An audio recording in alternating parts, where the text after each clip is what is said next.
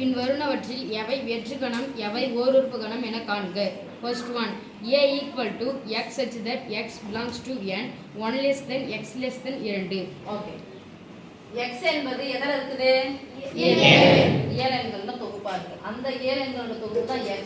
அதுல x னுடைய limit 1 ஐ விட பெரியது. ஏழெண்கள் எதல தொடங்கணும்? 1.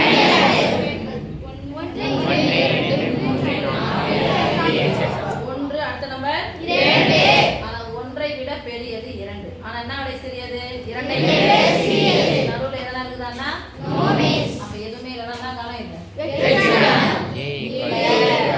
எதுமே இல்ல.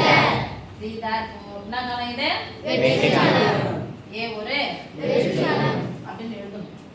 therefore வெற்றின்னு எழுதணும். therefore a ஒரு வெற்றி.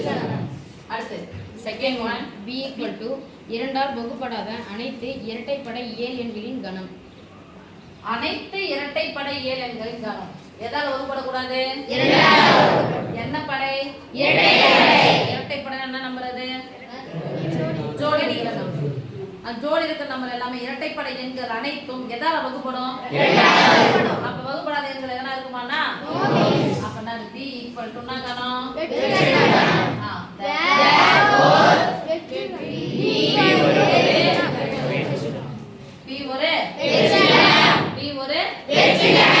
எழுதணும். மிஸ் புள்ளி வச்சாலும் நீ புள்ளி வைக்க கூடாது. அடுத்து third one, c equal to 0. c equal to 0. Miss இது ஒண்ணுமே இல்ல 0 போலாமானா? இல்ல, ஒண்ணுமே இல்ல. ஆனா 0ன்னு ஒரு உறுப்பு இருக்கு. 0ன்றது ஒரு உறுப்புங்க. 0னா அங்க ஒண்ணுமே கிடையாது, ஒரு உறுப்பு. அப்ப எத்தனை உறுப்பு இருக்கு?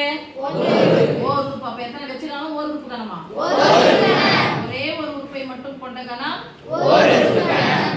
அடுத்து fourth one, d equal to 4 பக்கங்களை உடைய முக்கோணங்களின் கணம்.